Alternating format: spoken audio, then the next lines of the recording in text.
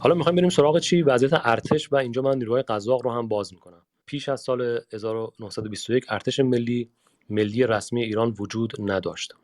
اصلا ما چیزی به نام ارتش به معنی کلاسیک و رسمی و مرتب و آموزش دیده و اینا نداشتیم. یه چیزای ایل و همونجوری که اینا تو جزء ایل قاجار بودن، اینا یه چیزای در حد کارهای غیر حرفه‌ای بود توی ایران، ولی اون به معنی ارتش مدرنش وجود نداشت. خب بله، پیش از سال 1921 ارتش ملی رسمی ایران وجود نداشت. تا پایان قرن 19 استان‌های قفقاز در جنگ‌ها از دست رفته بودند. این وضعیت بعد از سال 1879 با ایجاد بریگاد قزاق عوض شد که تحت فرمان افسران روسی بود و هدف اصلی آن حفظ چی بود؟ تاج و تخت بود. حالا این چیزیه که پادشاه میگه ها.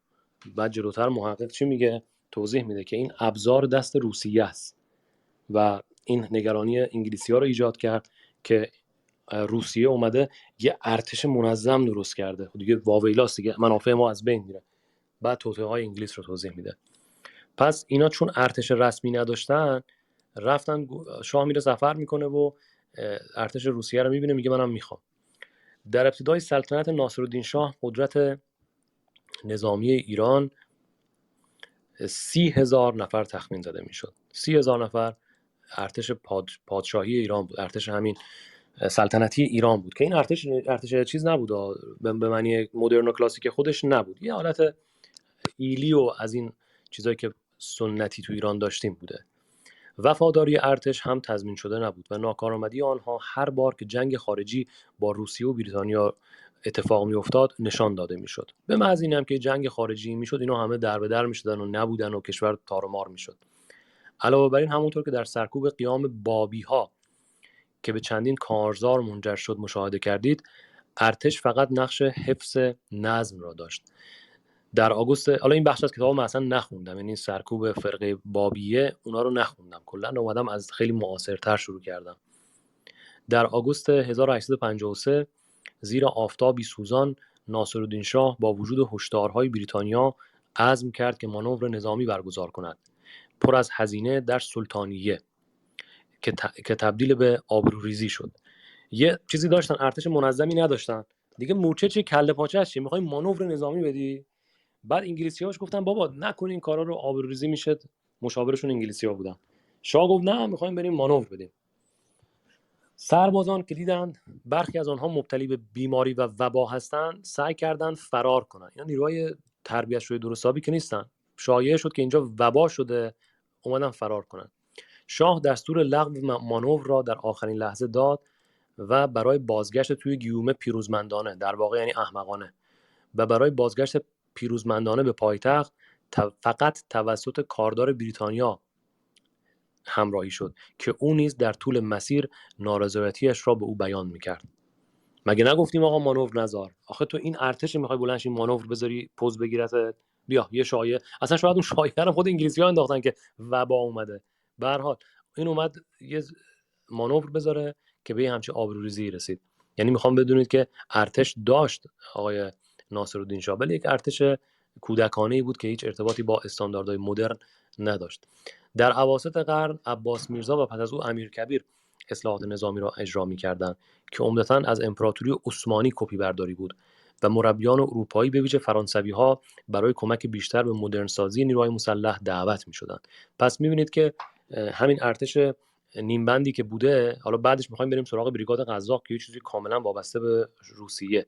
پس همین ارتش نیمبندشون رو یه سری آدما سعی کردن بهبود بدن. یعنی عباس میرزا که ولیعهد فتحعلی شاه بود، اون خیلی هم آدم داغونی نبود. اون سعی می‌کرد یه سری کارهایی رو بکنه ولی خب موفق نشد و امیرکبیر هم همچنین که اون هم موفق نشد. شاه خودش اینو از بین میبره. به هر حال سربازان بر اساس سیستمی که برای جمع‌آوری مالیات ایجاد شده بود از روستاها جذب می‌شدن. یعنی نیروی سرباز به عنوان مالیات هر روستایی باید سرباز بده. تعداد سربازان بر اساس منطقه، ناحیه و روستا تعیین می‌شد و با جمعیت، یعنی تناسبی از اون جمعیتشون بود. بعد خود اون روستا مجهز بود چیکار کنه؟ دستمزد اون سربازش هم بده. یعنی نیروهای پادشاهی میومدن روستای شما، جوونای قلچماق و قوی هیکل رو برمی‌داشتن، به اون گفتن مالیات شماست به تاج و تخت که اینا رو باید بدی بیان تو ارتش ما بجنگن. ولی دستمزد اینا رو خود شما باید بدین. یعنی پسری که باید تو زمین کار بکنه برای شما، نون آوری بکنه، اینو کلا میبرن، بعد پولش هم که تو ارتش میجنگه برای شاه باید هم روستا بده. حضور سربازگیران ارتش، حالا اینجا میگه اینا خودشون بر رو زمین بودن و میخواستن از سربازی فرار کنن چون خیلی ظالمانه بود. حالا بگذاریم. سربازان جدید فاقد اعتقاد، انضباط برای تبدیل شدن به سربازان خوب بودن. این اصلا هیچ کشور آقا برای چی باید بهش وفادار باشیم؟ یه قلچماق نشسته اون بالا وابسته به روسیه است، برای چی من باید بیام تو این ارتش جونمو بذارم؟ اونم با این وضعیت مسخره که به زور میای منو جذب میکنی، پولمونم باید همون ننه بابای بدبختمون که ما رو از اونجا بردی بدن. چه وفاداری؟ گفتمانی داری؟ هیچی نداری تو لامصب. بنابراین افرادی هم که با این روش میگرفتن وفاداری خاصی رو به شاه نداشتن. اینم از ارتششونه. در طول عملیات‌ها این سربازان از زحمت دهقانان ارتزاق می‌کردند. در زمستان‌ها به روستاهای خود برمیگشتند و در تابستان‌ها سعی می‌کردند فراری بشوند تا به کارهای فصلی بپردازند، زیرا دستمزدشان پرداخت نمی‌شد. دستمزد هم برای این کارا نمی‌گرفتند. این بعض ارتشش ها، ببین چقدر وضعیت کودکانه‌ایه. در مناطق قبیله‌ای که سنت‌های جنگی به دلیل نیاز به حفظ امنیت در اردوگاه‌ها حفظ شده بود، تأمین نیروی نظامی وظیفه قبیله بود که تابع وفاداری بین رؤسای قبایل بود. یعنی اکثر جمعیتی که توی روستاها بودن که گفتیم 80% ایرانیان کشاورز بودن که اینجوری ازشون چیز میگرفتن، سرباز میگرفتن. ولی خب یه بخشی هم نیروهای قبیله‌ای بودن دیگه، مثل همین ایل قاجار و افشار و همین ایلای معروفی که هستش.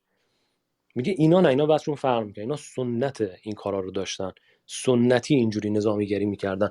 میگه اون همچنان بر قدرت خودش باقی بود و دولت میرفت با این قبایل مذاکره میکرد که شما باید وفاداری به ما داشته باشید. علاوه بر ارتش رسمی، نیروهای شبه نظامی و نیروهای خصوصی یا قبیله‌ای وجود داشتند. گاهی از اوقات این شبه نظامیان منشأ درگیری‌های داخلی می‌شدند، وقتی که آنها اقتدار دولت مرکزی را نادیده می‌گرفتند. هر وقت دولت مرکزی ضعیف می‌شد، اینا خودشون بر خودشون هفت‌تیرکشی می‌کردند. ظل السلطان یکی از فرزندان ناصرالدین شاه. ظل السلطان تا زمان افتضاحی که به وجود آمد، تا زمان بی‌آبرویی که براش ایجاد کردن در سال 1888، به دلیل قدرت ارتش شخصی خود یک هنگ از آن در انضباط پروسی آموزش شده. ببین من توضیح بدم. میگه ظل السلطان یکی از پسران ناصرالدین شاه بود. خب اینجوری بود دیگه، بخشای ارتش میاد دست پسرای خودش. یه بخشی از ارتش رو داده بود دست پسرش به نام ظل السلطان که بخشای جنوب کشور باشه. ظل السلطان برای اینکه این بخش از ارتش رو مدرن بکنه از آلمان مستشار آورده بود و میگه این باعث شد قدرت نظامی خوبی پیدا بکنه. چون قدرت نظامی این پسر زیاد شده بود، میگفت من میخوام بشم ولیعهد، در حالی که ایشونو ولیعهد نمیکرد شاه. کی رو ولیعهد کرده؟ مظفرالدین شاه. ولی مظفرالدین شاه آدم داغون بیمار و ایناست. این میگفت که من که خیلی پسر بالتریم و اینا، تو ارتش جنوب در اختیار دارم و اینا، فکر میکرد من باید پادشاه بشم، نایب السلطنه بشم، ولی نمیشد. برادر ناتنیش کامران میرزا نایب السلطنه و وزیر جنگ بود. حالا ببین مظفرالدین شاه هیچ کدوم این سمت‌ها رو نداره ها، ولی ولیعهده. یه برادر ناتنی دیگه داره این آقای ظل السلطان که همشون پسرای ناصرالدین شاه هستن، وزیر جنگ ایشونه. برادر ناتش وزیر جنگ بود که ارتشی 90,000 نفری داشت. همزمان در دهه 1880 متهم به فروش سلاح به قبایل کرد و لر شد. انواع فسادا و اینا هست دیگه، برید تو اینا دیگه گیج میشی. من این جزئیاتو اصلا وارد نمیشم چون گیج کننده است. هر پسری یه جا برای خودش یه آتیشی میسوزونه. در سالهای 1878 ناصرالدین شاه تحت تاثیر انضباط قزاق‌ها قرار گرفت، زمانی که در سفر دوم خود به اروپا از مسکو عبور می‌کرد. این آقای شاه رفته بود فرنگ و خود سفر بکنه و اینا، از مسکو رد می‌شد، دید عجب ارتش باحالی و اینا دارن، گفت منم می‌خوام. مسکو بسیار خوشحال شد، ای بابا بهت میدیم ولی خودمون باید بریم اونجا، ما خودمون میایم اونجا، در خدمت تو هستیم. روس‌ها با ایجاد بریگاد قزاق ایرانی موافقت کردند که توسط افسران روسی منصوب شده باشند، توسط تزار فرماندهی شدند و در خدمت سلطنت ایران به صورت موازی باشند. گفت باش، مشکل نداره، برات ارتش درست میکنیم. یه اشکال مسئله جزئی اینجا وجود داره. مشکل این اشکال جزئی رو میپذیری؟ اشکال جزئی چیه؟ اصلا ایرانی نباید بیاد تو این ارتش. ایرانی تعداد ایران چند تا باید باشه؟ 0. اینها افرادی هستند که از اون بخش قزاق که بخشای از اوکراین امروزی باشن و آدمای سلحشور جنگاوری بودن که از اونجا میگفت از اینا باید بیان. حالا رضا شاه چرا میره اونجا؟ تو چپتر رضا شاه توضیح میدم که به عنوان یک آدم خیلی دونپایی اونجا وارد میشه، چرا وارد میشهش هم مهمه و سلسله مراتب ترفیعش هم اینا همه مهمه. ولی فعلا اون قسمت فعلا اینجا با رضا شاه کار خاصی ندارم، میخوام فقط ارتش قزاق رو با هم بشناسیم، چون این ارتش بسیار در ایران سرنوشت ساز میشه، جنبش‌های مردمی رو به خاک خون میکشه و از دل اینها نظام پهلوی بیرون میاد. قدرت چجوری تولید میشه؟ بر اساس نهادها. نهاد ارتش داره شکل میگیره، نهاد یک ارتش منظم. بعضی وقتا قدرت از نهاد خانقاه بیرون میاد که میشه سلطنت، میشه دوره صفویان. بعضی وقتا از نهاد مسجد بیرون میاد که میشه چی؟ میشه حکومت جمهوری اسلامی. خیلی وقتا قدرت از نهاد نیروهای مسلح بیرون میاد که میشه همین نیروی بریگاد قزاق. بنابراین این نهاد مهمه. چون این نهاد مهمه من یه وقتی رو صرف میکنم که این نهاد رو بشناسیم. پس وقتی شاه دید که وضعیت خودش آبروریزیه، یه مانور میخواد بذاره، نیروها فرار میکنن، میگن وبا اومده. مثل این برره بود، خنده‌دار بود داستان برره، یه چیز شایعه مسخره میافتاد، واقعا شبیه دیگه. گفت آقا منم همچین ارتشی میخوام. روسیه قبول کرد با این شرط اصلا ایرانی‌ها توش نیستن، افسران همزمانی که در ارتش قزاق هستن همزمان عضو ارتش تزاری هستن. همزمان، یعنی دوگانه کار میکنن. در واقع نیروی قزاق این سرانگشت روسیه است، هیچی دیگه نیست، فقط با حفظ کمی آبرو. اسمش مثلا یه جوریه که انگار داره در خدمت شاه. عملا یعنی اینا رو از رو منابع دارم براتون میخونم. ببین این چیزایی که حقیقتا و وقتی من به شما بگم افراد زیادی عربده میکنن آقا دروغه، بعدش میگیم سند تو کجاست؟ حسن تقی جعفر که یکی از کاسلیس‌های خودمونه یه کتابی نوشته، اونو ما قبول داریم. بعد من کتاب دانشگاه کمبریج دو تا واسهتون رفرنس میارم، هر کدوم 93 صفحه رفرنس، 93 صفحه رفرنس داره هر کدومشون. برجسته های دنیا نشستن این کتابا رو نوشتن. میگه اینا چیزن، کثافت ها دروغ میگن. خب تو درست میگی؟ بر چه اساس؟ اینه این لجنی که میبینید تو سیاست ایران همینه. هر وقت حرف درست رو بزنی یه سری دلغکشون تو منافعشون نیست، فریاد میکشن آقا اینا دروغه. من الان منابعشو گذاشتم بالا سرم، کنترل اف میزنی، سرچ میکنی، میذاری توی چت جی پی تی، ترجمهشو میخونی، چشت درات. دیگه از این آسان‌تر چجوری باید براتون توضیح بدم؟ دیوونه خونه است دیگه سیاست ایران، دارالمجانینه. روس‌ها بسیار خوشحال بودند که درب روی آنها برای به روشی دائمی و مؤثر باز شده و میتوانند با نفوذ بریتانیا مبارزه کنند. وقتی که شاه بهش گفت بهت ارتش رسمی میدم تو ایران، اصلا گل از گل روسیه شکفت. تا حالا که ما خودمون اونجا در خدمتتون بودیم، حالا دیگه اصلا کلا نیروهای نظامی دست ما، نوکرتون هم هستیم، در خدمتیم. این داستان ارتش قزاق ایجاد میشه. سرهنگ دومان تویچ، این اولین سرهنگ قزاقی که میاد توی ایران این رو میسازه. سرهنگ دومان تویچ اولین فرمانده آن ارتش کوچک قزاق بود. در ابتدا یک هنگ 400 نفری از سوارکاران و بعدها 600 نفری را تحت فرمان خود گرفت. سال بعد یک هنگ دوم ایجاد شد. تا سال 1899 قدرت آن به 1500 نفر رسید که شامل سوار نظام 666 نفر، توپخانه سوار و پیاده نظام بود. خب ممکن اینجا ترجمه غلط باشه، بذار من برم بخونم. mounted artillery، mounted یک نوع از توپخانه‌ایه که mounted فکر کنم منظور اینه که مثلا روی چرخ گذاشته. سوار که میگه منظور سوار شتر رو اسب نیست، احتمالا اینجا نوشته mounted artillery به انگلیسی. این کلمه mounted artillery هر ترجمه‌ای داره، من متخصص نظامی نیستم. این شکل خاصی از توپ داشته این ارتش. 10 افسر این توپ‌ها رو بعدا میره مجلس رو میزنه. این توپ‌ها بعدا به کار میاد. این هم قزاق‌ها میرن دستاورد پدران ما رو به توپ میبندن، یه زحمت جزئی میکشن. رضا شاه و رفقا پدران ما خون میدن، جون میدن، این کشور رو آزاد میکنن از این نکبت. اینها تحت رؤسای روسی خودشون دستاورد مشتر رو منهدم میکنن. این کم زحمتی نیست، خاندان ایران سازه. اینا رو شما به عنوان چیزای کوچولو در نظر نگیرید، خدماتی بس شگرف اینا.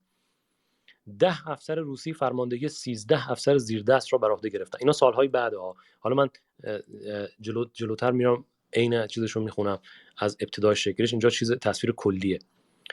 تنها 10% از این نیرو از مناطق فارسی زبان ایجاد شد. حالا این بعدن اولش 0 نفره. حالا به شما میگم جلوتر میگم. اینجا بخشی از کتاب داره تصویر کلی رو میده که بیشتر آنها داوطلب بودن، بقیه از قبایل ترک و کرد بودن. این ایرانی‌ها رو داره میگه. ایرانی هم که اومدن یه ایرانی خاصی رو اینجا راه دادن. ایجاد یک ارتش ملی یکپارچه یکی از مطالبات مشروطه‌خواهان پس از پیروزی شد که می‌دونیم بازم مشروطه رو کی شکست داد؟ پروفسور دو عالم روسیه. دستاورد مشروطه رو کی کلا منفجر کرد؟ روسیه. اومدن نیروهای نظامی اینا کلا تعطیل کردن قضیه رو، گفتن اصلا شاه هم که رضا شاه میگفت خدا بیامرزه در طویله رو ببندی. طویله محترم ترین نهاد در هر دموکراسی مجلسه. ایشون زحمتی که میکشید هر دقیقه میگفت طویله رو جمعش کن. ایران ساز تشریف داشت. به هر حال یه سری واقعیت ها هست دیگه. قزاق‌ها عمدتاً مردمی، حالا ببین اصلا این قزاق‌ها کیان؟ مردمی از اسلوهای ارتدوکس شرقی بودن. حالا الان به شما میگم کدوم قسمت، شرق اوکراین و جنوب روسیه میشه اینجا. اینا رو زیاد نشنیدیم ولی تو نقشه امروزی میشه شرق اوکراین و جنوب روسیه که میگه قزاق یعنی کی. از دشت پونتیک کاسپیان در شرق اوکراین و جنوب روسیه بلند میشوند. به لحاظ تاریخی آنها نیمه کوچنشین و نیمه نظامی هستند و اگرچه تحت حاکمیت اسمی دولت‌های مختلف اروپایی شرقی بودند، اما در ازای خدمات نظامی از خودمختاری برخوردار می‌شدند. آدمای کوچنشینی بودن، پول می‌گرفتن، آدم می‌کشتن. ملاحظه می‌کنید؟ یعنی بخش اصلی این ارتش از کجا میاد؟ شرق اوکراین و جنوب روسیه است. یک مردم نیمه کوچنشین نیمه نظامی هن. دینشون دین مسیحیه و دولتایی که به اینا پول بدن اینا در خدمت آدم کشی قرار میگیرن. هر کجا میخواد باشه، ایران باشه، هر جا میریم پول ما تامین بشه میریم آدم میکشیم. پس ارتش قز وقتی میگم مزدور یعنی چی؟ مزدور کسی که پول میگیره، اصلا براش مهم نیست اون کاری که میکنه اخلاقی یا نه، پول که تامین بشه سر وسط میاره. اینه. اگه براتون سواله که قزاق یعنی کی، قزاق یعنی این. در حالی که گروه‌های زبانی و مذهبی مختلفی به شکلی قزاق‌ها کمک کردن، بیشتر آنها ارتدوکس هستند و اسلاوی زبان، اسلاوی رو من نمیدونم تلفظ دقیقش میشه، اسلاوی زبان و ارتدوکس هستند. به هر حال بریگاد قزاق توسط ناصرالدین شاه در سال 1879 تأسیس می شود و از هنگ‌های قزاق قفقازی ارتش امپراتوری روسیه است که او در سفر به جنوب روسیه در سال 1878 یعنی یه سال قبلش تحت تاثیر آنها قرار گرفته بود و می‌خواست به عنوان الگو در آنها از اینا در ایران استفاده کند.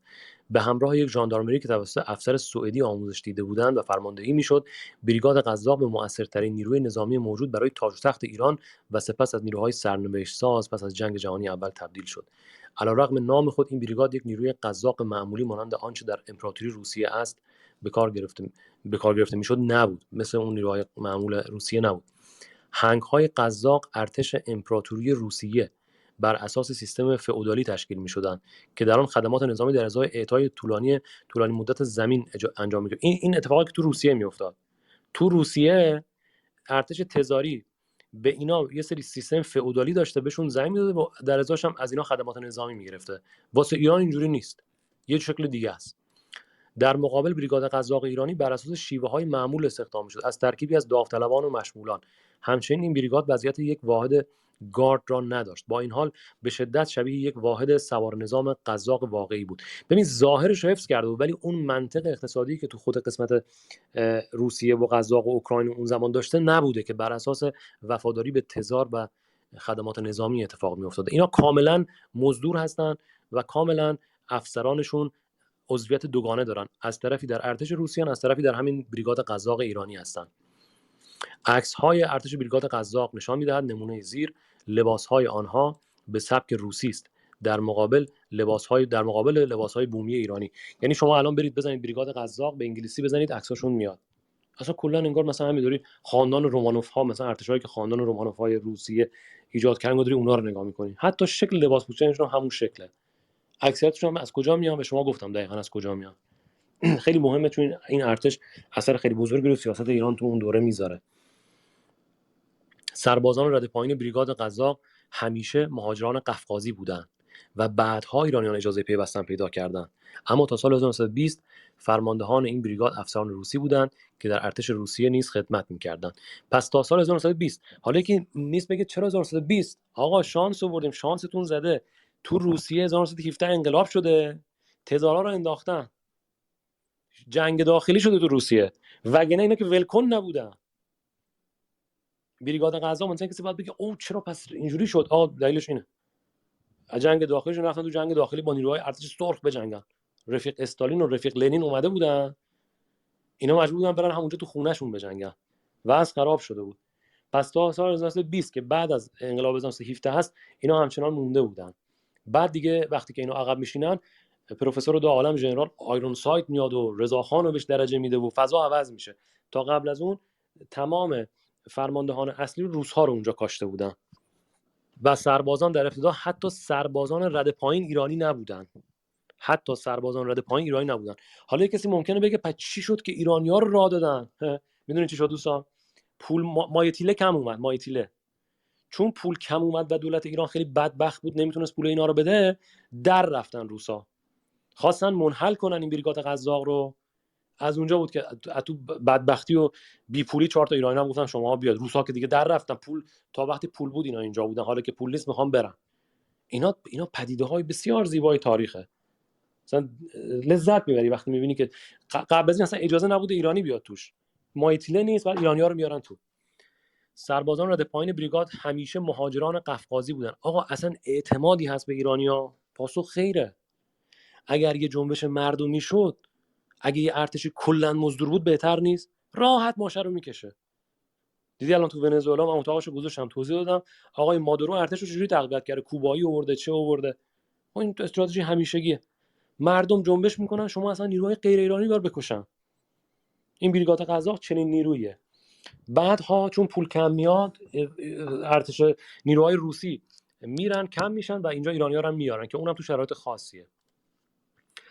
از اون متن میخونم. سربازان رده پایین بریگاد همیشه مهاجران قفقازی بودند و بعدها ایرانیان نیز اجازه ورود پیدا کردند. تا سال 1920 فرماندهان این بریگاد افسران روسی بودند که در ارتش روسیه نیز خدمت میکردند. همزمان که مثلا آقای لیاخوف روسی که مجلس به توپ است، همزمان که فرمانده بریگاد قزاقه، همزمان ایشون عضو ارتش روسیه و زیر نظر تزاره. در واقع اینا نیروی روسیه است تو ایران، چیز دیگه غیر از اون نیست. ملاحظه کنید. چنین مأموریت‌هایی توسط دولت امپراتوری روسیه تشویق می‌شد که بریگاد قزاق را ابزاری برای گسترش نفوذ روسیه در منطقه کلیدی ایران می‌دید. آقا تزار خوشحال بود، میگفت این ابزار ماست. ملاحظه می‌کنید؟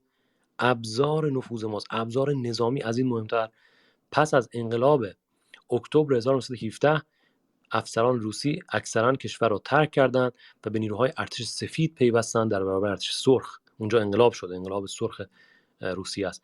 فرماندهی بخش قزاق‌های ایرانی پس از آن به افسران ایرانی منتقل شد. از برجسته‌ترین افسرانی که در این انتقال قدرت سود برد، رضاخان بود که کار نظامی خود را به عنوان سرباز عادی شروع کرده بود و با صعود از رده‌های آن به درجه سرتیپی رسید. این درجه سرتیپی هم ژنرال آیرون سایت درجه ژنرالی به ایشون میده که اون بحث اتاق دیگری است وقتی برسیم بهش. من اینجا نمیخوام اینقدر برم جلو که رضا شاه رو توضیح بدم. فعلا ما میخوایم قبل از انقلاب مشروطه باشیم، ببینیم این اصلا خاستگاه و کارکرد این ارتش قزاق و نهادهای مختلف چی است. در زمان تشکیل بریگاد قزاق، ایران سوار نظام سلطنتی شاه به عنوان نیروی بدون آموزش یا انضباط توصیف میشد. اگه بهت میگفتن ارتش داره ایرانیان، میگفتیم داره، ولی حرفه‌ای و مدرن نیست. تعدادشون هم زیاده ها، ولی یه دونه اسم بیاد وبا اومده در میرن از تو مانور. در این مقطع بعد یه عده میگن که آقا رضا شاه که رفته تو ارتش قزاق به خاطر اینکه ارتش دیگه اون موقع نبوده. بعد نگاه میکنی بریگاد قزاق چیزی حدود تعدادی بخوام بگم مثلا 5% ارتش کل ایرانه. نبوده جای دیگه، ارتش خود شاه نبوده، فشل بوده، هر کوفتی بوده. بهتر نیست که بری اونجا لیاخوف روسی یا دیگر این روسا اربابت باشن؟ اینقدر این شاه پرستا لامصبا ماشین دروغن. عددا رو نگاه کن، تعداد ارتش شاه رو ببین، تعداد بریگاد قزاق هم ببین. میخونم براتون اینا رو. خب ایشون رفته تو ارتش مزدوران که داشتن آزادی خواهان رو میکشتن. رأسشون هم چی بوده؟ نیروهای روسیه است. این انتخابیه، این از رو فهمه که این کارو کرده. وگرنه اگه تو می‌خواستی نظامی بشی، بعد سکه هم که مینداخته شانسش که بری تو ارتش شاه 10 بار بیشتره. تعدادش خیلی بالاتر ارتش شاه، یا شرایط عضویت خیلی ساده تره. در زمان تشکیل خب میگه نیروی نظامی شاه آموزش دیده نبود. در این مقطع دولت قاجار بسیار ضعیف بود و هیچ نیروی نظامی حرفه‌ای نداشت. در جنگ‌ها علیه بریتانیا سوار نظام سلطنتی شکست خورده بود و حتی در مبارزه با کوچ‌نشینان ترکمن با دشواری روبرو بود. تزار الکساندر دوم مشاوران نظامی روسی را که به درخواست شاه برای کمک به ایران سفر می‌کردند تایید کرد. این بریگاد خیلی خوشحال بود روسیه، گفت برید اونجا برای ما ارتش مزدور درست کنید. این بریگاد در سال 1789 توسط سرهنگ دوم الکسی دومانوویچ، یک افسر روسی، تشکیل شد. منافع روسیه و کمبود بودجه باعث کند شدن توسعه بریگاد قزاق شد. قدرت اولیه این بریگاد 400 نفر بود. پس دیدید که فقط تعداد مثلا ارتش یکی از پسرای شاه چیز بوده، فکر میکنم بالا خوندم الان از ذهنم رفت، ولی چند هزار نفر بود. بریگاد قزاق در برابر کل ارتش شاه تقریبا هیچی نیست از نظر تعدادی. این آقای پروفسور رضا شاه میره توی همچین ارتشی. منافع روسیه خب میگه بعدش که این بریگاد رو درست کردن پول و پله به اندازه کافی نبود. بعد این باعث شد که دیگه چون دیدن بدبختیه و خبری نیست، فکر کردن این ارتش میخواد شکست بخوره. اونجا بود که 4 تا ایرانی هم آوردن توش. قدرت اولیه این بریگاد 400 نفر بود که از مهاجران قفقازی، از نوادگان چرکس‌ها و مسلمانان قفقاز جنوب بودند. یعنی بعضیشون اکثرا مسیحی بودن، ارتدوکس بودن، یه چند تا هم اگه مسلمان بودن مسلمان قفقاز جنوبی، و برای فرار از حکومت روسیه به ایران مهاجرت کرد. بخشی از اینا برای فرار از حکومت روسیه بوده که اومدن ایران. به هر حال این مسلمانان رو داره میگه. آنها به عنوان یک طبقه نظامی موروثی از امتیازات ویژه‌ای برخوردار بودند. دومانوویچ پیشرفت سریعی در آموزش آنها داشت و شاه دستور داد که تعداد افراد از 400 به 600 نفر ارتقا پیدا کند. پیشرفت سریع بریگاد قزاق نگرانی‌ها را در روسیه به وجود آورد، زیرا روس‌ها از اینکه ممکن است این بریگاد یک نیروی جنگی واقعی بشود و نه ابزاری صرفاً برای حکومت آنها نگران بودند. ببین چقدر مسخره است. تزار بهشون میگه برید بریگاد قزاق درست کنید، بعد خود یارو که اصلا جزء ارتش روسیه است داره با سرعت آموزش میده، روسیه ناراحت میشه، میگه زیادی خوب آموزش ندی اینا یاد بگیرن کارو. واقعا این روسیه اصلا عجیبه. این دوز خیانت که نیست، دوز پس فطرتی روسیه عجیبه. تو یه نیروی مزدور آوردی ناراحتی، میگه چرا داره سریع رشد میکنه. میخوادم مزدور داشته باشه، میگه این مزدور داغون اونجا درست کنید، خیلی چیزی یاد نگیرن اینا. دومانوویچ در سال 1888 از سمت فرماندهی برکنار میشود و به جای او سرهنگ چارکوفسکی که تأثیر کمتری دارد منصوب میشود. وقتی روسیه میبینه که بریگاد قزاق داره خوب آموزش میبینه و داره رشد میکنه، میگه افسر فشلتری بفرستیم. آره ما میخوایم اونجا نیروی مزدور داشته باشیم، ولی نه دیگه فنون نظامی زیاد پیشرفت کنه تو ایران پر روشه. یعنی شما داری میبینی اوج پس فطرتی اینها رو در نحوه جلو رفتن وقایع. اگرچه شاه با این تغییر مخالف بود، شاه گفت بابا همون قبلی خوب بود، میخوایم کارا سرعتی بره جلو. روسیه گفت نه آقا اینجوری نمیشه، اون ژنرال اون افسر خودمون رو نیاز داریم، بذار یه دونه دیگه واسط میفرستم. اگرچه شاه با این تغییر مخالف بود، چارکوفسکی در سال 1883 4 قطعه توپخانه به زرادخانه بریگاد اضافه کرد، اما هیچ بهبود دیگری ایجاد نکرد. در سال 1886 سرهنگ کاراویف فرمانده شد. در دور او بریگاد با کاهش بودجه مواجه شد و به همین دلیل تعداد افراد آن کاهش یافت. در سال 1890 سرهنگ شنور فرمانده شد و نتوانست حقوق سربازان را پرداخت کند. پس از فرار بسیاری از سربازان و همچنین شیوع بیماری وبا، تعداد سربازان به 200 نفر کاهش پیدا کرد. شنور در سال 1893 از سمت خود کناره‌گیری کرد و فرماندهی به یک افسر جوان واگذار شد، افسر جوان روسی. در این زمان بریگاد به سرعت در حال فروپاشی بود و شاه تحت فشار قرار گرفت که آن را منحل کند و کنترل آموزش ارتش را به مشاوران آلمانی بدهد. تعداد نفرات به 150 نفر رسید و تنها یک افسر روسی در آنجا ماند. در این نقطه به نظر میرسه که بریگاد قزاق به عنوان یک آزمایش ناموفق پایان یافته و چیزی بجز یک حاشیه در تاریخ ایران نبوده است. از اینجاست که بعدش من میرم جلوتر دیگه ایرانیان بیان. یعنی وقتی که دیگه پولی وسط نیست، وبا اومده، قضیه داره میتره که میخوام ببندنش، از اینجا مثلا ایرانیان بیان و اینا. قبلش کلا پس خواستگاهش رو داری میشنوی که چیه. بریگاد قزاق ایران با ورود سرهنگ، اسمشو کامل میخونم، کوساگوسکی، که موثرترین فرمانده در تاریخ آن شد، نجات یافت. مشکل فوری که او با آن روبرو شد اشراف مهاجر در بریگاد بود که خود را به عنوان نخبگان مستحق امتیازات می‌دانستند. این گروه ممتاز اغلب از کار کردن امتناع می‌کردند و به تلاش‌ها برای انضباط واکنششان می‌دادند. جناح مهاجر در سال 1895 شورش کرد و بریگاد را به دو دسته تقسیم کرد و بخش بزرگی از بودجه را تصرف می‌کردند که به تشویق پسر شاه که وزیر جنگ بود این کارها انجام می‌شد. تحت فشار روسیه بریگاد قزاق دوباره تحت فرماندهی همین افسری که اسمش سخت بود متحد شد و مهاجران مانند سایر سربازان عادی با آنها برخورد شد. نتیجه این امر بهبود قابل توجهی در کارایی‌ها. خب ببینید سری اتفاقای داخل خود این ارتش داره میفته، هم پول نیست، هم یه سری آدما از بخشای از روسیه اومدن که بچه پرروان، از بخشای از قفقاز اومدن که میگن ما اشرافیم، مثلا تو ایران حق توحش بگیریم و اینا کیان، یه سری مگس و خرچنگ و اینا، میگه اینا خود پروبازی در میآوردن. بعد یه افسری اومد گفت همه اصلا با هم برابرن. از اون وقت یه مقداری وضعیت بهتر شد. اولین رویداد مهم مرتبط با بریگاد قزاق ترور بنیانگذار آن یعنی ناصرالدین شاه است که در اول می 1896 ناصرالدین شاه ترور می شود. هرج و مرج رخ می دهد و جناح‌های مختلف سعی در به دست گرفتن قدرت می کنند و جمعیت در خیابان‌ها آشوب به پا می کند. پلیس قادر به کنترل نیست و ارتش منظم قابل اعتماد نیست. امین‌السلطان نخست وزیر به فرمانده روسی دست اختیار کامل می دهد که بر اساس درک و حکمت خود عمل کن. ملاحظه می‌کنید؟ فکر کن خامنه‌ای بمیره، مردم بیان تو خیابون که حکومت به دست بگیرن. درست همین اتفاق تو زمان ناصرالدین شاه میفته. ناصرالدین شاه ترور میشه، این مردمی که در بالا توضیح دادیم که چه میزان در رنج بودن و همدیگه رو داشتن میخوردن از شدت فقر، میان تو خیابون. وقتی میان تو خیابون ارتش ملی مورد اعتماد نیست، هم فشله هم ایرانیه. آقای نخست وزیر به فرمانده روس میگه به حکمت خودت برو اصلا آدم کشی تام کلمه انجام بده بیا. این بریگاد قزاقه. در این تمام تاریخ رو که ورق میزنی، هر کجا مردم منهدم شده ایران آن زمان میخوان قدرت به دست بگیرن، بریگاد قزاق آتش‌کشی کلان میکنه. این معرف حضور باشه ها این مسئله.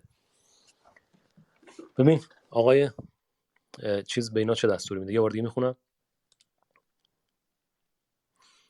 این عین عبارت: امین‌السلطان نخست وزیر به فرمانده روس گفت اختیار کامل دارید، بر اساس درک و حکمت خود عمل کنید.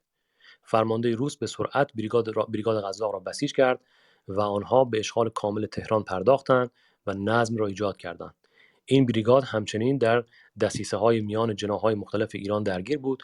نایب السلطنه فرمانده محلی نیروها در تهران قصد داشت قدرت را از وارث مشروع آن مظفرالدین شاه که در تبریز بود بگیرد.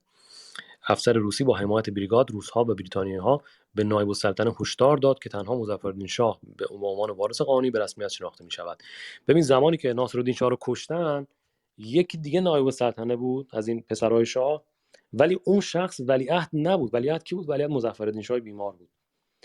این آقایون بریگاد قزاق عامل شد که مطمئن بشن که مظفرالدین شاه میاد سر کار. مردمی رو که اومده بودن کلا اینا رو براندازی کنن و اینا، اونا رو اول رفت سرکوب کرد، بعد اومد گفت که آقای نایب السلطنه تو هم زیاد پررو نشو، این آقای باید بیادش، همونی که ولیعهد مظفرالدین شاه باید شاه بشه. در 7 ژوئن 1896 مظفرالدین شاه با همراهی قزاق‌ها وارد تهران شد. بریگاد در این تاریخ خود را به عنوان سازنده پادشاه یعنی کینگ میکر، پادشاه ساز معرفی کرد. یعنی شما می‌بینید خیلی قبل‌تر از این حتی قیام مشروطه، بریگاد قزاق تبدیل میشه به کینگ میکر، پادشاه ساز میشه. اونه که میگه که تو ایران کی پادشاه میشه. یه لحظه به این فکر بکنید، اثر روسیه رو ببینید تا کجاست. اون تعیین میکنه کی پادشاه میشه. لازم به این فکر کنید یه خورده. ایران که شلوغ میشه، میخوان مثلا بیان آقای ناصرالدین شاه ترور شده بیان کارش تموم بکنن، اینا میرن کشتار میکنن، اینا میگن کی شاه بشه. کاملا در ید قدرت روسیه هستش ایران اون زمان. بعد میگن آقا یه سربازی بوده به نام رضاخان اونجا، این آقا میهن پرست بوده تا بیخش، خیلی آقا عجیب میهن پرست، خودمختار، تو نیروی مزدور بودن، زیر افسران روسیه بودن، آزادی خواهان میکشتن. این چیه این نیرو ملی؟ این آقا فرق مزدور و ملیه که بیاد توضیح بده به چی میگن مزدور، به چی میگن ملی. دیدی مثلا میگن دموکراسی میشه مردم سالاری دینی. ما هر چیزی میخوای ایرانیزه کنی، خب بعد منفجرش کنی دیگه. هر پدیده ای رو میخوای به گند کامل بکشی، ایرانیزش کن. ملی میشه مزدوران بریگاد قزاق، دموکراسی گاندی میشه خمینی، دموکراسی میشه مردم سالاری دینی. و این مفاهیم رو به لجن میکشن، بعد میگن ملت آگاه ایران. اینا ملت آگاه ایران، اینا مثلا نخبه‌های سیاسی مونن. به روز میگه شب طرف، سند رو میذاری میگه فوش میده، پژوهش رو میذاری فوش میده. آگاه، ولی اصلا عجیب آگاه. در آینده این بریگاد ابزار مهمی برای هر دو طرف روس و انگلستان میشه. یعنی واسه انگلستان ایجاد خطر، برای روس‌ها ایجاد فرصت. نفوذ روسیه در داخل ایران به شدت گسترش می‌یابد، زیرا قزاق‌ها می‌توانند کنترل زیادی بر سیاست و دسیسه‌ها ایجاد کنند. اینها دیگه میشن نیروی دسیسه‌گر، نیرویی که تونسته کینگ میکر باشه، مردم رو بکشه و از روسیه، از مسکو و حالا فکر کنم اون زمان سن پترزبورگ باشه، داره از اونجا دستور میگیره، دیگه معلومه که دسیسه‌گرم میشه. خب با افزایش تعداد و قدرت نظامی بریگاد قزاق، در نهایت داوطلبان غیر نظامی نیز به صفوف آنها پیوستند، از جمله اعضای اقلیت‌های قومی و مذهبی. به عنوان مثال از اواسط دهه 1890 تا سال 1903 بالاترین مقام افسر ایرانی در بریگاد قزاق که رئیس ستاد شد، ماتیروس خان داوید خانیان، ارمنی اهل جلفای نو در نزدیکی اصفهان بود که در مدرسه لازاروسکی که یک مدرسه متوسطه برای ارامنه که توسط یک بازرگان ارمنی در مسکو تأسیس شده بود تحصیل کرد. این همه حرف زدم که بگم میدونی اون تنها ایرانی که رفته اونجا چرا رفته؟ چون که تو مدرسه‌ای که مسکو دستور داده، این بچه سابقهش با مسکو. دیدی مثلا بسیجی‌ها رو میگه آقا مثلا میخوای بیای مثلا عضو سپاه بشی، عضو بسیج بشی، بیا ببینم مثلا چقدر امام جمعه رفتی شرکت کردی، بیا ببینم مثلا سابقه فعالیت‌ها مثلا از این کارهایی که به نفع جمهوری اسلامی چقدر کردی. درست همینه.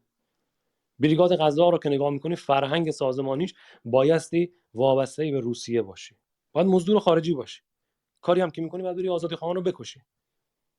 این سابقه بریگاد قزاق. وقتی اینا رو نگی، یه سری دلقک میان میگن آقا فلانی که ایران ساز بود، بهمانی که چیز بود، عرض به حضورتون ملی بود. آقا ملی یعنی مردم ایران.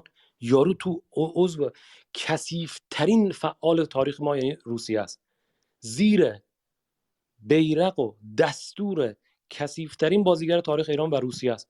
چیکار میکرد؟ آزادی خواهان رو میکشته. وقتی تو اینو بکنی ملی، خب دیگه معلومه دیگه بقیه هر چه بگی فاجعه است.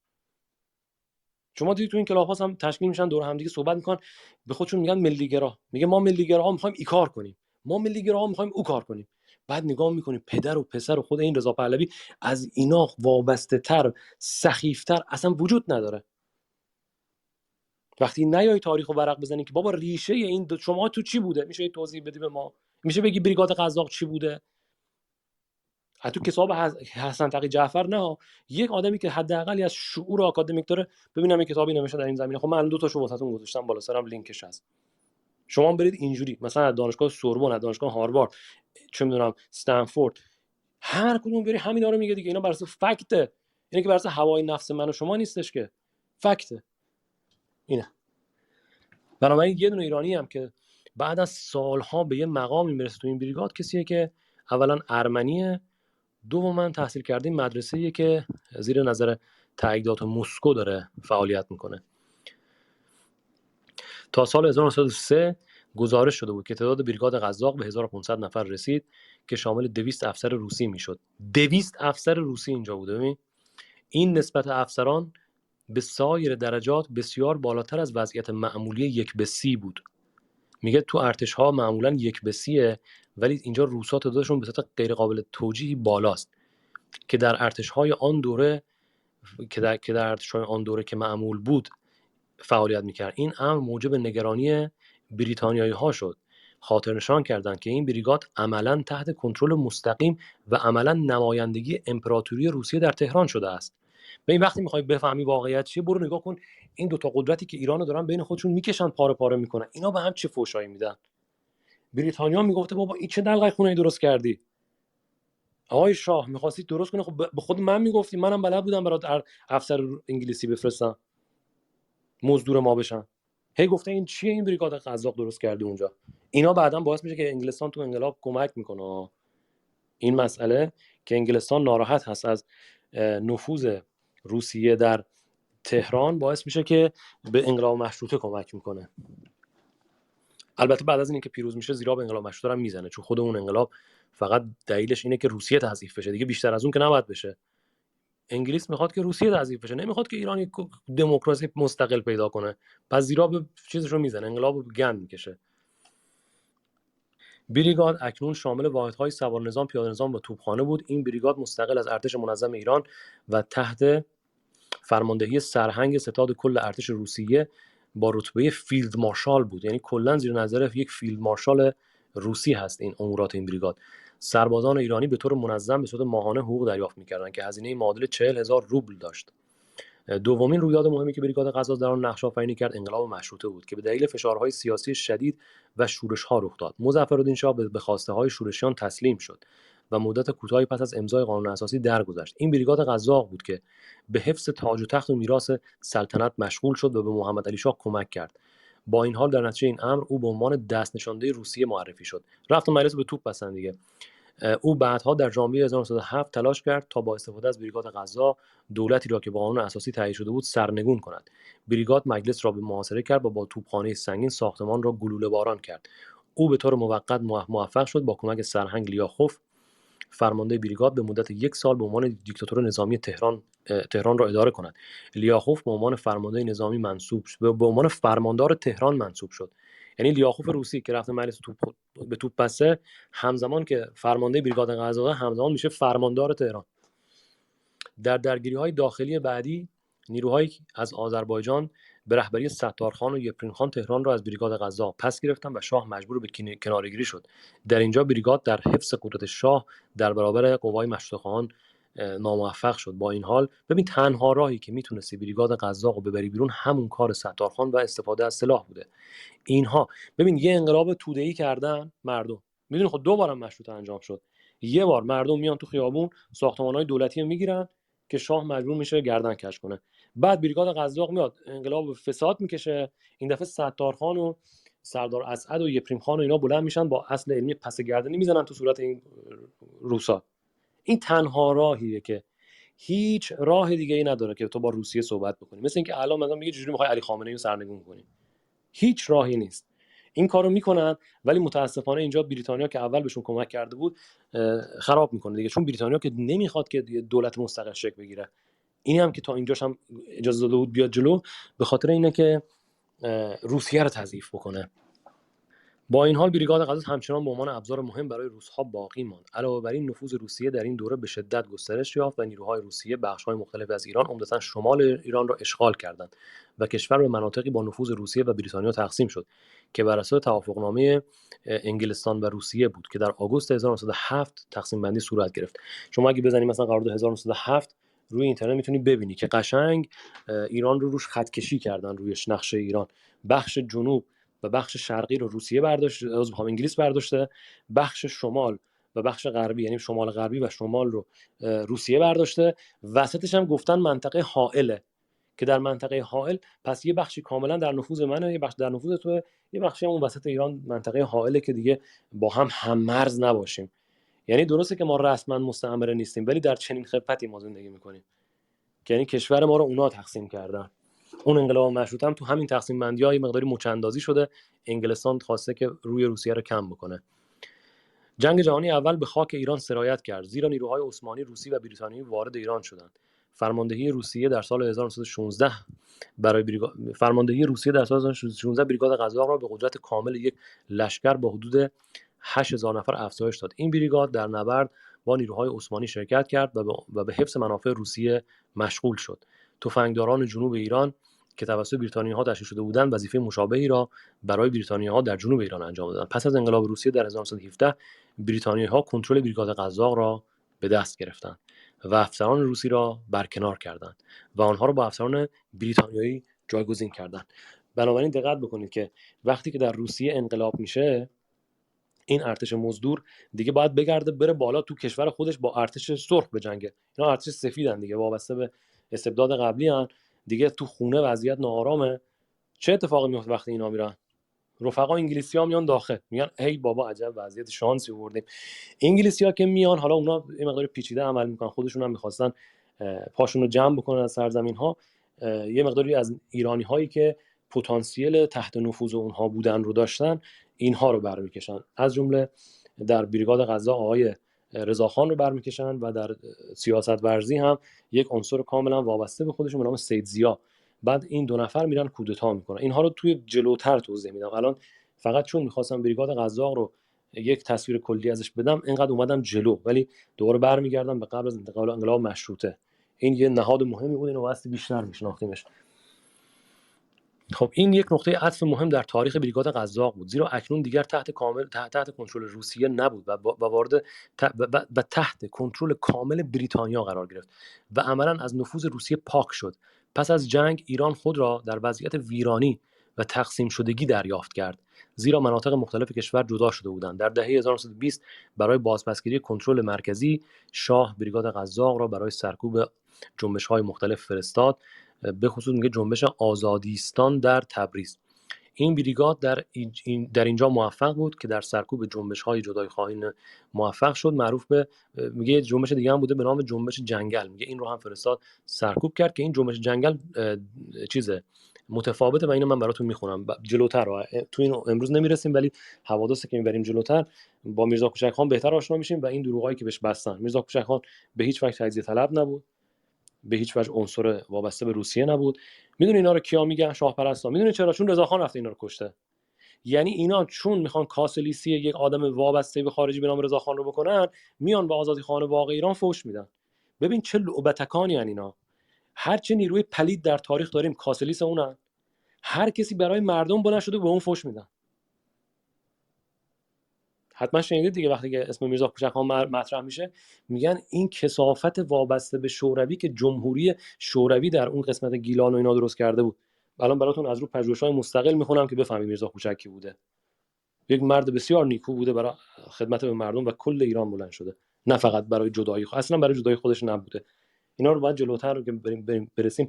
یعنی تکه تکه که وارد میشی حجم عجیبی از دروغ و بزه وجود داره. بزه ها یعنی اینا یعنی کار آدم عادی نیست، اینا کار فاضلاب تاریخه که بلند شی کثافات تاریخ رو بر بکشی، به افرادی که خدمت کردن درد کشیده بودن به اونا فوش بدی. هر وقت کسی این کارو کرد بدون فردا نوبت توه. تو اگه تو قدرت داری خب تو هم برو تو تیم اونا، اگه وابسته به خارجی هستی، اگه کاسلیسی برو با اونا، ولی اگه با اونا نیستی بدبختی ها. همین بلایی که آوردن سر هر کسی تو این کشور شرفی داشته به این فوش میدن. این دقیقاً سرنوشت خود شماست. امروز سکوت میکنی میگی به من چه؟ فردا هر بلایی سرت بیاد میگن یه موضوع کمتر بهتر. یا باید کاسلیس بشی یا واسه به دروغ ببندن. این میشه تو وضعیتی که امروز تو جامعه داریم. ولی به طور کلی چطور میخوای تو ایران جنبش انقلابی بکنی دو تا انقلاب اصلی ما رو نشناسی، مشروطه و انقلاب 57؟ اصلا شدنیه؟ تو گفتمان انقلابی میخوای بیاری جلو؟ داریم همش دیگه، گذشته رو به حال وصل نکنیم تو گفتمان انقلابی نداریم دیگه. حالا وقتی شما اینو نخونی یا با دروغ آغشته بشه، با افسانه آغشته بشه، جلو میریم. مسئله سر اینه. و روز به روز اینا رو خوندن خودش باعث چی میشه؟ درس. آقا میخوای انقلاب کنی اینجوریه. منطق تاریخ اینه. دیدی ما میریم میگه راهکار بده. راهکار تاریخه. دانش آموز تاریخ باش، اون وقت همه مسائل حل میشه. پس این جنبش‌های آزادیخواهانه رو سرکوب کرد در کنار جنبش‌های جدایی طلبی. یه سری جنبش‌ها می‌خواستن تجزیه کنن، یه سری جنبش‌ها می‌خواستن آزادی ایجاد بکنن، همه رو سرکوب می‌کرد دیگه یه چماقی بود دست روسیه بود. با ایران در وضعیت آشوب و در حال فروپاشی و خلأ سیاسی در تهران که هیچ دولتی در آن فعال نبود، رضاخان یک افسر از بریگاد قزاق در این زمینه پراکندگی و بی‌نظمی به عنوان مرد سوار نظام ایران ظاهر شد که قرار بود کشور رو از هرج و مرج نجات دهد. رضاخان در 16 سالگی به بریگاد قزاق پیوسته بود و اولین ایرانی شد که به عنوان سرتیپ منصوب میشد در این بریگاد. او پس از پاکسازی بریتانیایی‌ها، یعنی وقتی که بریتانیایی‌ها اومدن روسا رو انداختن بیرون. چرا روسا رفتن بیرون؟ چون در اونجا انقلاب 1917 شد. میگه بعد از این پاکسازی بود به سرعت در ردیف‌های بریگاد قزاق ترقی کرد. وقتی روسا رفتن بیرون این آقا میتونه ترقی کنه. خود این که این آقا چرا اومده، چی شد که اصلا ایرانی راه دادن، اینا رو بعداً توضیح میدم. الان فقط یه حس کلی ازش داشته باشید که چون پول و پله نبود میخواستن چیز کنن، اینجا رو تعطیل کنن. بعد تازه اون چند تا ایرانی هم که رفتن توی اون گزینش و استعلامات و اینا وابسته تشریف داشتن. خود رضاخان رو هم توضیح میدیم در جای خودش. هرچند که از افسران روسی پیشین نیز چیز زیادی آموخته بود. میگه رضا شاه تو این بریگاد قزاق کلی آموزش دیده بود، اکثرش هم از روس‌ها بود. ولی زمانی که بریتانیا اومدن خب بالاخره نسیم قدرت اومده ایوری، دیگه تا الان فرمانبر روس‌ها بودیم، از این بعد فرمانبر انگلیسی‌ها میشیم. چه اشکالی داره؟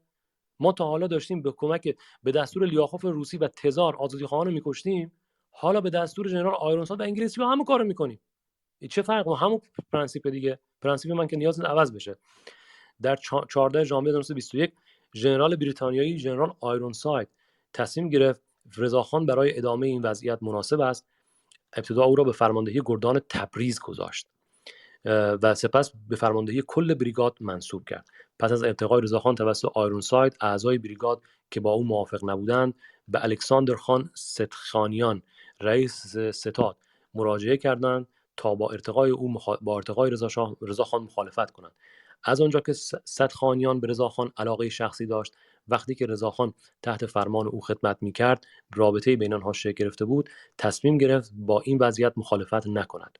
یک ماه بعد تحت هدایت بریتانیایی‌ها، رضاخان با نیروی متشکل از 3000 تا 4000 نفر از بریگاد قزاق مستقر در قزوین و همدان در سال 1921 به تهران رفتند و دایره کودتا پایتخت را تصرف کردند.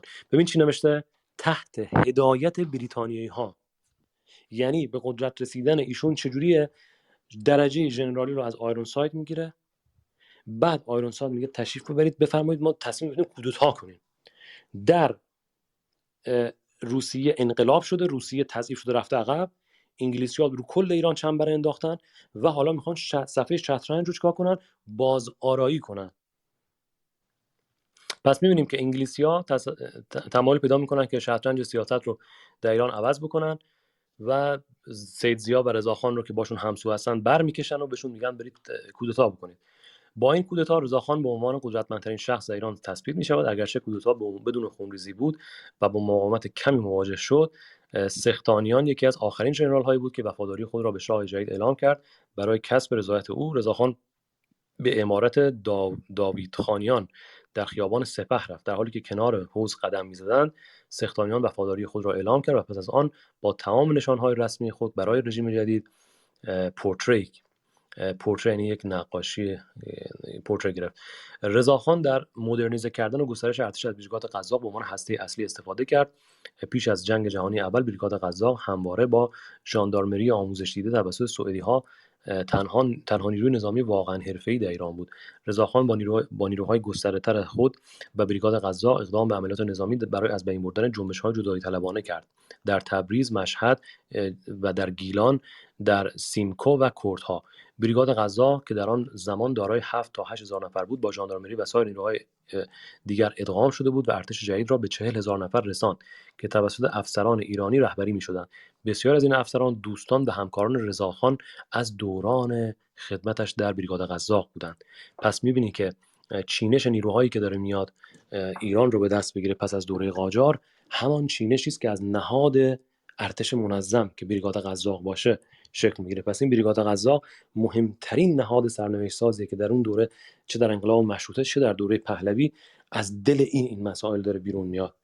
بقیه نیروها چون این انسجام، چون این تامین مالی و چون این سازماندهی و این سلاح به دستشون نیست، عملاً کاری نیستن. شما حتی اگه انقلاب بکنی، انقلاب مصادره میشه، کاری نداره. انقلاب مشروطه کردی، هی بابا با بریگاد قزاق میزنیم میتره کنیم، اینجوری به قول معروف کیف میکنید شما. همینه دیگه. مهم محاسبات در میدانه. در میدان قوای خارجی دست قدرت دارن، چه روسیه باشه چه انگلیس باشه، اینها با نیروهای مسلح جهت میدن و نهایتا هم میبرن به همون سمتی که میخوان. این مسئله ای که به وجود میاد. این افسران از بریگاد قزاق در موقعیت‌های کلیدی در دولت و ارتش منصوب میشوند و از پشتیبانی و حمایت برخوردار میشن. با استفاده از بریگاد قزاق به عنوان سکوی پرتاب، رضاخان توانست خود را در موقعیت قدرت قرار دهد، کشور را متمرکز کند، شاه را برکنار کند و خود را به عنوان شاه جدید تاجگذاری کند و سلسله جدید پهلوی تأسیس شود و او سپس به نام رضا شاه شناخته میشود. خب ببینید، من الان این بریگاد قزاق رو اینجا میبندم و برمیگردم به وقایعی که داشتم میومدم جلو قبل از انقلاب مشروطه. این بریگاد قزاق یه مقداری یه پرانتز بود، ولی پرانتز بزرگی شد. اینو باید میشناختیم که کجا شکل گرفت، چرا شکل گرفت، چی شد که رضا شاه اومد توش. این نیرو خیلی نیروی مهمیه، بنابراین اینو خواستم یک پارچگیشو حفظ بکنم، یعنی ولی خواستم یک تصویر کلی از بریگاد قزاق داشته باشیم.